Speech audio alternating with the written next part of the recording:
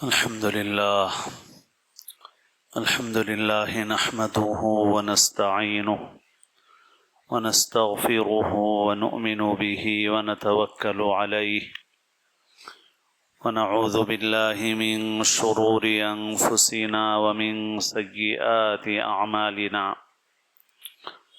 من يهد الله فلا مضل له ومن يضلل فلا هادي له نشهد أن لا إله إلا الله وحده لا شريك له ونشهد أن سيدنا ونبينا ومولانا محمدا عبده ورسوله صلى الله تعالى عليه وعلى آله وأصحابه وأتباعه وأزواجه وذرياته وبارك وسلم تسليما كثيرا كثيرا اما بعد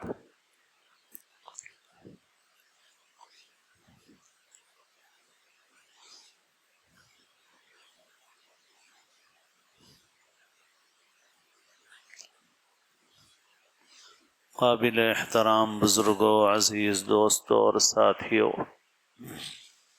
اللہ تعالی نے ارشاد فرمایا: اعوذ باللہ من الشیطان الرجیم بسم اللہ الرحمن الرحیم شہر رمضان الذی انزل فیہ القرآن هدى للناس وبینات من الهدى والفرقان فمن شہد منکم الشہر فلیصمہ۔ فرمایا کہ رمضان کا مہینہ وہ ہے جس میں قرآن نازل کیا گیا، ہدی للناس، انسانوں کی ہدایت اور رہنمائی کے لیے، وبینات من الہدی والفرقان، اور ہدایت کے واضح دلائل کے ساتھ اور حق اور باطل کے درمیان فیصلہ کرنے والے مضامین کے ساتھ یہ قرآن اتارا گیا رمضان کے مہینے میں۔ تم میں سے جو رمضان کے مہینے کو پائے تو اسے چاہیے کہ روزہ رکھے۔ فمن شہد منکم الشہر فلیصم۔ تو اس آیت مبارکہ سے دونوں حکم معلوم ہوئے، دو باتیں معلوم ہوئی۔ ایک یہ کہ رمضان کا مہینہ قرآن کا مہینہ، دوسری بات یہ کہ اللہ کا حکم یہ ہے کہ یہ مہینہ جس مسلمان کو ملے اسے روزہ رکھنا۔ روزہ اسلام کا فرض اور رکن ہے۔ مشہور حدیث ہے کہ اسلام کی بنیاد 5 چیزوں پر رکھی گئی ہے۔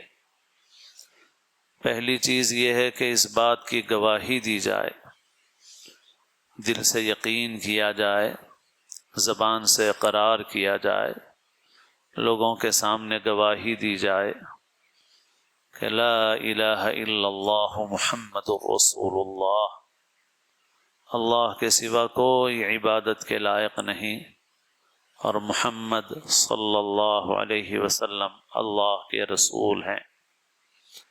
اس حقیقت کو دل سے ماننا، زبان سے اقرار کرنا، اس کی گواہی دینا، یہ پہلی بنیاد ہے۔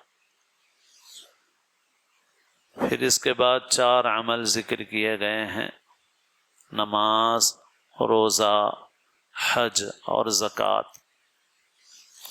اس لیے ہر مسلمان کو یہ معلوم ہونا ضروری ہے کہ مسلمان ہونے کے بعد اس پر دن میں 5 وقت کی نمازیں فرض ہیں اور سال بھر میں 1 مہینے کے روزے فرض ہیں۔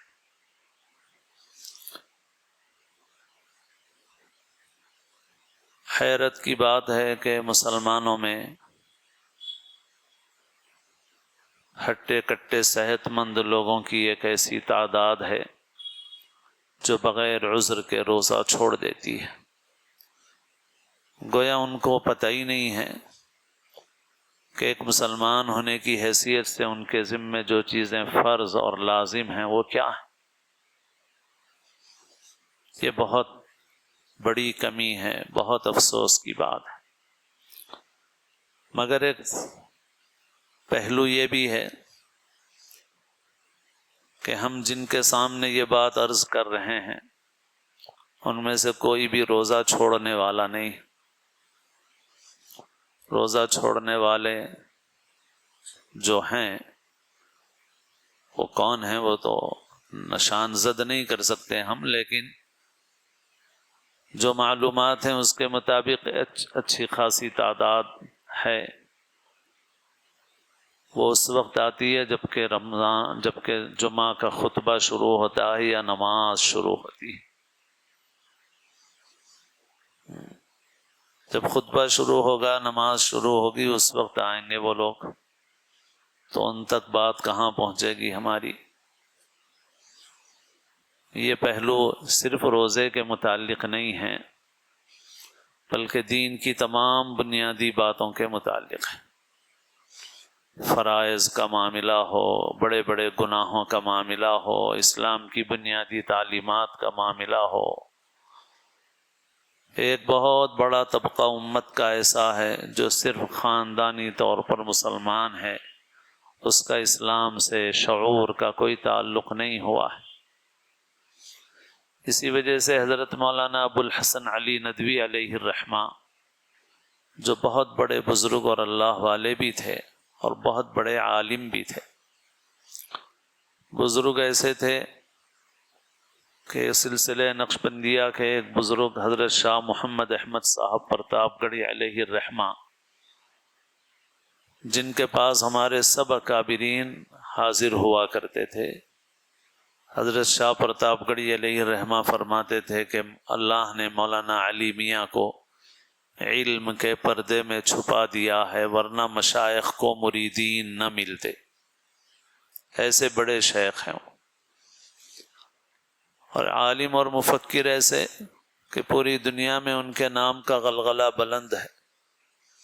علمی حلقوں میں ان کی کتابیں پڑھی جاتی ہیں، ان کے ایک ایک جملے کو نوٹ کیا جاتا ہے، اس کا حوالہ دیا جاتا ہے. برما میں جو حالات ہمارے سامنے ہیں، ان حالات کے رونما ہونے سے بہت پہلے حضرت مولانا علی میاں رحمۃ اللہ علیہ برما گئے تھے، اور حضرت مولانا نے تقریریں جو کی تھیں اس وقت وہ ابھی بھی چھپتی ہیں. لیکن ایسا محسوس ہوتا ہے کہ جو کچھ آنے والے حالات تھے وہ گویا وہ قلندر اپنی آنکھ سے دیکھ رہا تھا. تو بہرحال ایسے صاحب بصیرت، صاحب علم اور صاحب نسبت اللہ سے تعلق رکھنے والے بزرگ کی بات عرض کر رہا ہوں کہ اخیر زمانے میں بعض موقعوں پر حضرت سے اس ملک کے حالات کے متعلق بات کی گئی کہ یہاں پر کون سی محنت کی ضرورت ہے. تو حضرت نے فرمایا تھا کہ یہاں اشاعت اسلام سے زیادہ تحفظ اسلام کی ضرورت ہے. مسلمان 20 کروڑ ہیں، لیکن اس میں سے صحیح معنی میں مسلمان کتنے ہیں، یہ سوال ہے. عید کی نماز میں حاضری سے کیا مسلمان ہوگا؟ فرض روزہ چھوڑ کر کے، فرض روزہ چھوڑ دے، رمضان بھر کے روزوں میں کوئی روزہ رکھے، اپنی طرف سے اللہ کی شریعت کو چھوڑ کر کسی روزے کو بڑا کسی کو چھوٹا کر دے. حالانکہ ہر روزہ بڑا ہے، اتنا بڑا ہے کہ من افطر یوما من رمضان من غیر رخصت ولا مرض لم يقض عنه صوم الدهر كله وان صامه. جو رمضان کا کوئی بھی ایک روزہ بغیر کسی عذر کے، بغیر کسی بیماری کے یوں ہی چھوڑ دے تو پوری زندگی روزے رکھتا رہے تب بھی اس ایک روزے کا ثواب حاصل نہیں کر سکتا، اس کی تلافی نہیں کر سکتا. ہر روزہ اتنا بڑا ہے، لیکن ایک مسلمان اپنی عقل سے اس نے بنا لیا جمعۃ الوداع کا روزہ بڑا روزہ ہے اور شب قدر کا روزہ بڑا روزہ ہے، اور باقی روزے چھوٹے کر دیے اس نے. خدا کی شریعت میں اپنی طرف سے تبدیلی کر دی. اور پھر اس کے بعد آ جائے عید کی نماز میں، کیا وہ مسلمان ہے؟ پورا مسلمان ہے؟ یہ ہے باقی جب تک ایمان کا ذرہ بھی ہے تو وہ مسلمان کہلائے گا۔ عقیدہ توحید جب اس کے اندر ہے، ایک اللہ پر ایمان رکھتا ہے، مگر فائدہ وہ حاصل نہیں ہوگا جو اسلام پر مرتب ہونے والا فائدہ ہے۔ تو حضرت نے یہ بات فرمائی تھی کہ یہاں تحفظ اسلام کی محنت کی ضرورت ہے، اسی وجہ سے امت کے اندر اصلاح کی، دعوت کی، محنتوں کی بہت ضرورت ہے۔ اللہ ہمیں توفیق نصیب فرمائے۔ ماضی قریب میں بہت سی دینی محنتوں نے بڑے اچھے کارنامے انجام دیے اور ان سے امت کو بہت فائدہ پہنچا، اور اللہ کرے کہ آئندہ بھی فائدہ پہنچے۔ لیکن ان دینی جماعتوں کا فائدہ اس وقت محدود ہو گیا ہے۔ محدود اس وجہ سے ہو گیا ہے کہ ان جماعتوں کے جو اسلاف تھے، پہلے والے لوگ تھے، ان کی فکر یہ تھی کہ امت کے اندر دین آ جائے، امت نمازی بن جائے، امت دیندار بن جائے، امت اللہ سے جڑ جائے، کیونکہ یہی نبی کا جذبہ ہے۔ وَمَنْ أَحْسَنُ قَوْلًا مِّمَّنْ دَعَا إِلَى اللَّهِ وَعَمِلَ صَالِحًا۔ اس سے زیادہ اچھی بات کس کی ہو سکتی ہے جو لوگوں کو اللہ کی طرف بلائے، اپنی طرف نہیں، اللہ سے جوڑے، اپنے سے نہیں اللہ سے جوڑے۔ اور کسی پیغمبر کی بھی یہ شان نہیں ہو سکتی کہ پیغمبر لوگوں کو اپنے سے جوڑے۔ قرآن نے بیان کیا کہ جس انسان کو اللہ کتاب و حکمت دیتے ہیں اس کے لیے یہ بات ممکن نہیں ہے، زیبا اور لائق نہیں ہے کہ وہ لوگوں سے کہے کہ مجھ سے جڑ جاؤ، کونوا عبادا لی من دون اللہ ولکن کونوا ربانیین۔ لیکن پیغمبر بھی یہ کہتے ہیں کہ رب والے بن جاؤ، اللہ والے بن جاؤ، اللہ سے جڑ جاؤ۔ یہی نبی کی محنت ہے، یہی نبی کا طریقہ ہے۔ ہم سے جڑے نہ جڑے کوئی، اللہ سے جڑ جائے، ہمارا بنے نہ بنے اللہ کا بن جائے، نمازی بن جائے، دیندار بن جائے۔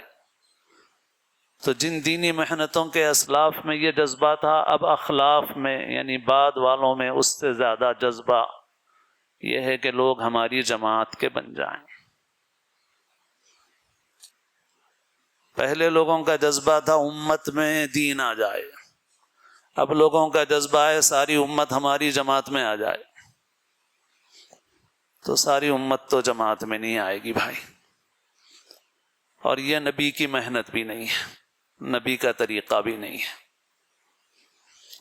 نبی کی محنت، نبی کا طریقہ یہ ہے امت خدا سے جڑ جائے، امت نمازی بن جائے، امت دیندار بن جائے، ہم سے جڑے نہ جڑے، ہماری جماعت میں آئے نہ آئے، جڑ جائے۔ یہ بہت بڑا نقصان ہے اس امت کا، اس لیے کہ ماضی قریب میں جن دینی محنتوں نے ہر عام آدمی پر اثر چھوڑا تھا، آج اس فکر کی بہت بڑی تبدیلی کے نتیجے میں ان کا فائدہ محدود ہو گیا ہے، رک گیا ہے۔ اگرچہ کہ وہ اپنے اجتماعات کی تعداد سے خوش ہیں، وَيَوْمَ حُنَيْنٍ إِذْ أَعْجَبَتْكُمْ كَثْرَتُكُمْ والا معاملہ ہے، مجمع نظر آ رہے ہیں تو خوش ہیں، مطمئن ہیں کہ صاحب بڑا کام ہو رہا ہے۔ کیا کام ہو رہا ہے بھائی؟ تو بہرحال میرے دوستو،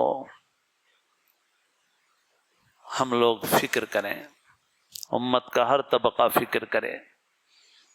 وہ عام لوگ کہ جو ان اجتماعات میں جمعوں میں بھی حاضر نہیں ہوتے، روزہ ہی چھوڑ رہے ہیں، ان کے سامنے کیسے بات پہنچے ہماری؟ وہ نمازی بن جائیں، وہ روزے دار بن جائیں، وہ اللہ کے فرائض پر عمل کرنے والے بن جائیں، حرام سے بچنے والے بن جائیں۔ بہت ضرورت ہے۔ ہم لوگوں کو باہر کے حالات کی بہت فکر ہے، لیکن باہر کے حالات اسی وجہ سے ہیں کہ اندر کے حالات اچھے نہیں ہیں۔ ہمارے اندر کے حالات ایسے خراب ہیں، پھر بھی اللہ نے موقع دے رکھا ہے، مہلت دے رکھی ہے۔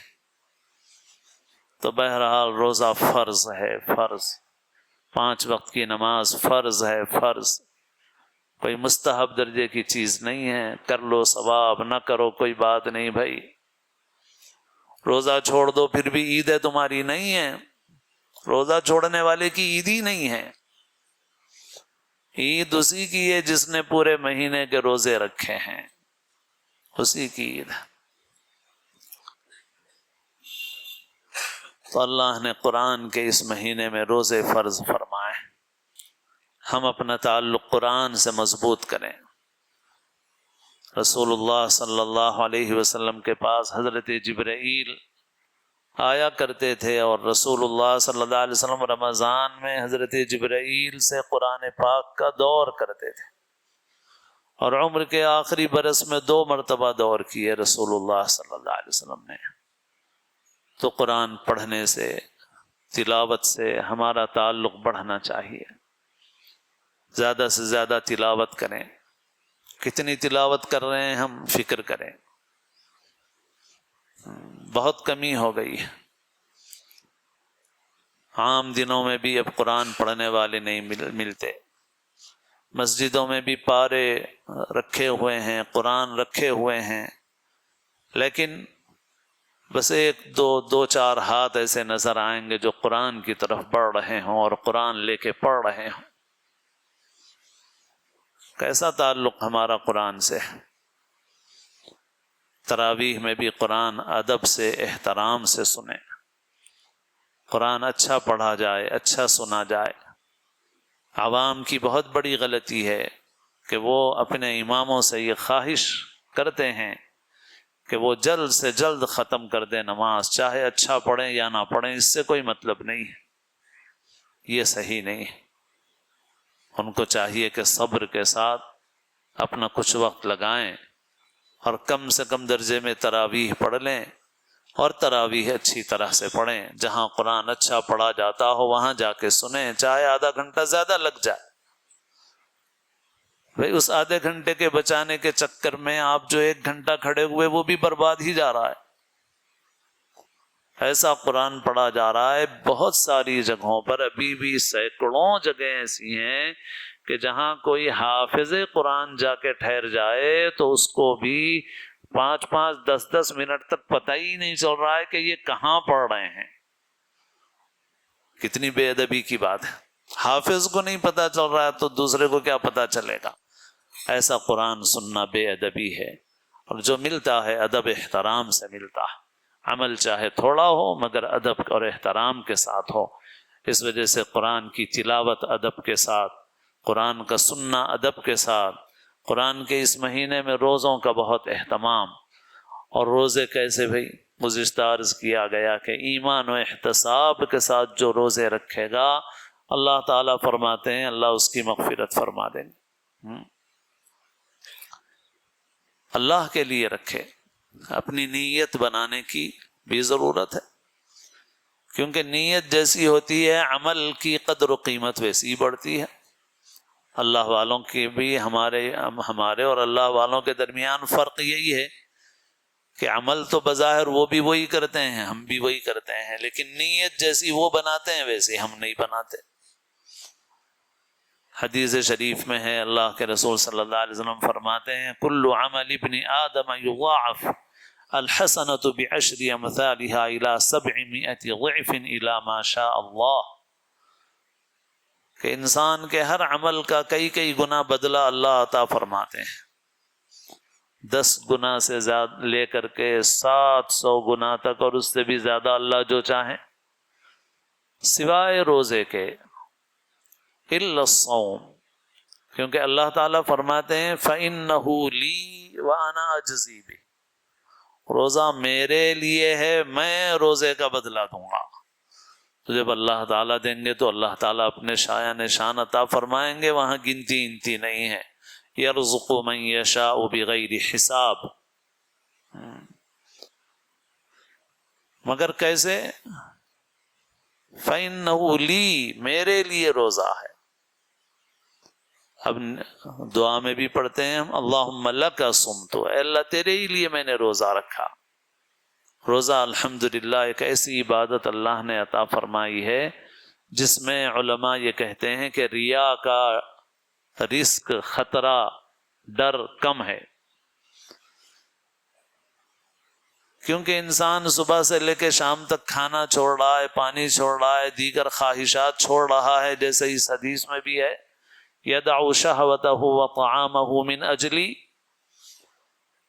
اور دن بھر میں اس کو 10 مرتبہ، 20 مرتبہ، 50 مرتبہ، اس سے زیادہ ایسے موقع ملتے ہیں کہ وہ پانی پی سکتا ہے، شربت پی سکتا ہے، اپنی خواہشات پوری کر سکتا ہے، لیکن وہ کوئی دیکھنے والا نہیں ہے، مگر وہ صرف اس لیے ان چیزوں سے رک جاتا ہے کہ میں نے اللہ کے لیے روزہ رکھا ہے، مگر بس اس جذبے کو تازہ کرنے کی ضرورت ہے، زندہ کرنے کی ضرورت ہے، استحضار کی ضرورت ہے کہ یا اللہ میں آپ کے لیے روزہ رکھ رہا ہوں، میرے گناہ معاف فرما دیجیے، میرے گناہ معاف فرما دیجیے۔ نیت جیسی ہوگی ویسا ہی ثمرہ اور ثواب ملے گا۔